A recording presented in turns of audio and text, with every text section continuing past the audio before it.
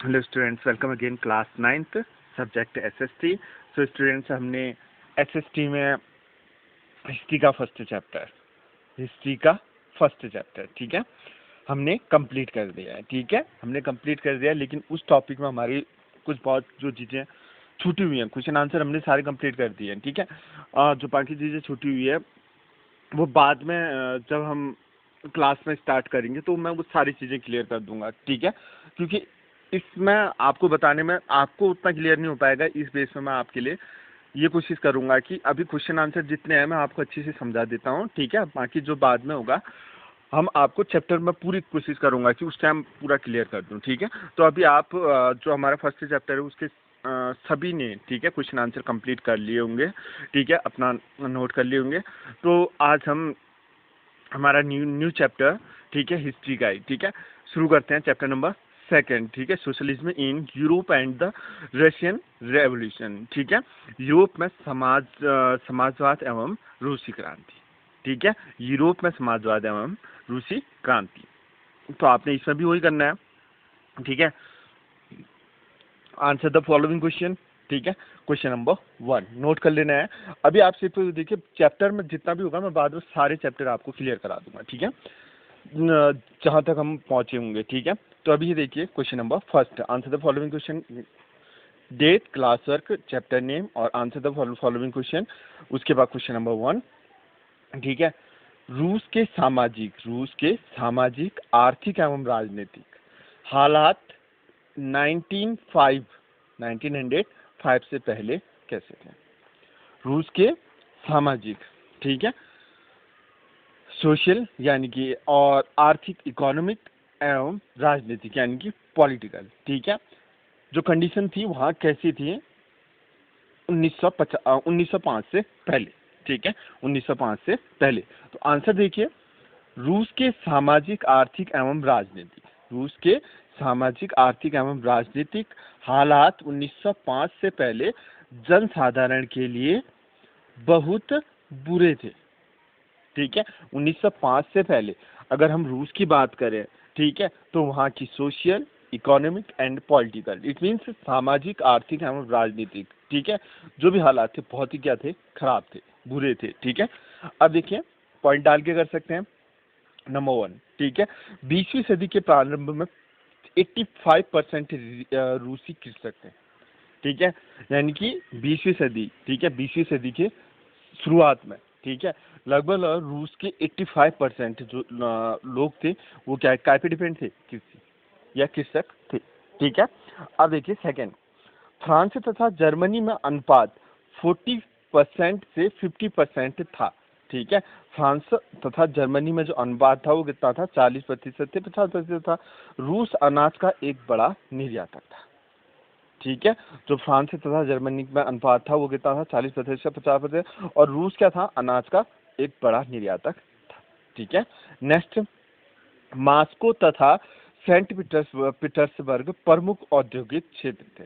ठीक है, मतलब इंडस्ट्रियल एरिया जो कह सकते हैं हम, वो कौन कौन से थे, मास्को तथा सेंट पीटर्सबर्ग। ठीक है, हो गया क्लियर। नेक्स्ट देखते हैं, जब रूसी रेल नेटवर्क का विस्तार किया जा रहा था तो सन 1890 के दशक में कई कारखाने स्थापित किए गए और कारखानों में विदेशी निवेश बढ़ गया।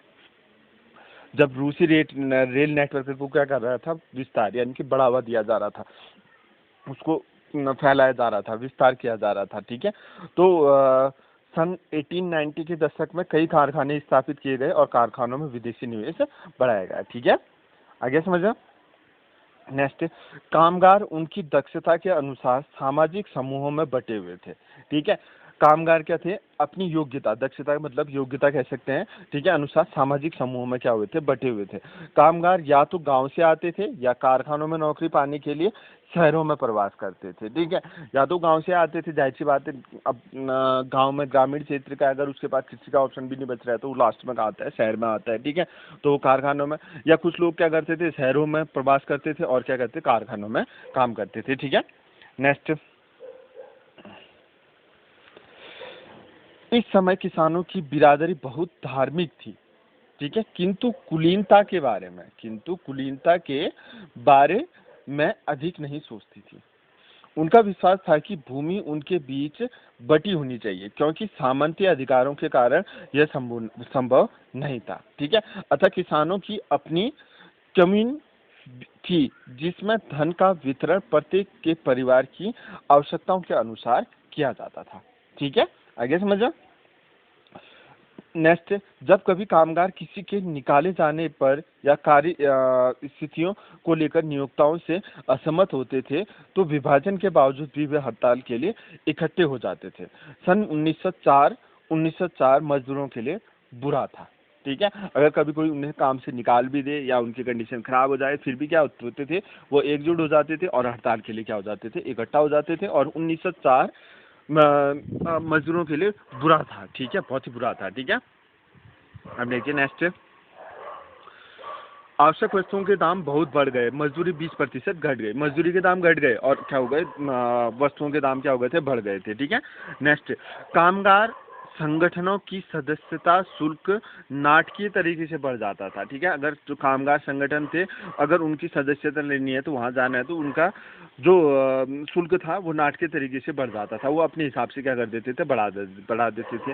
सेंट पीटर्सबर्ग के 1,10,000 से अधिक मजदूर रोज के काम के घंटों को कम करने, मजदूरी बढ़ाने तथा कार्य स्थितियों में सुधार करने की मांग को लेकर हड़ताल पर चले गए। ठीक है, इसी वजह से क्या हुआ था, लगभग 1 लाख, सेंट पीटर्सबर्ग में 1,10,000 से अधिक मजदूर क्या हो गए थे, रोज के काम के घंटों को कम करने, मजदूरी बढ़ाने तथा कार्य स्थितियों में सुधार करने की मांगों को लेकर हड़ताल पर चले गए थे। अब वहाँ क्या होता था, काम तो होता था, बट क्या था कि उनकी टाइम अवधि क्या होती थी, बहुत ज़्यादा होती थी।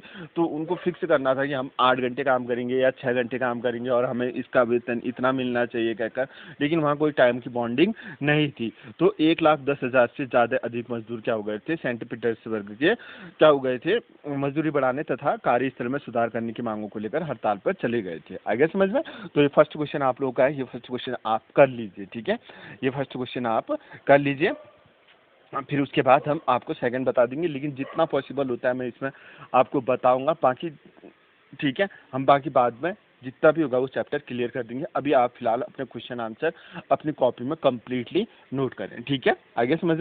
ओके, थैंक यू, मिलते हैं नेक्स्ट वीडियो में नेक्स्ट क्वेश्चन के साथ।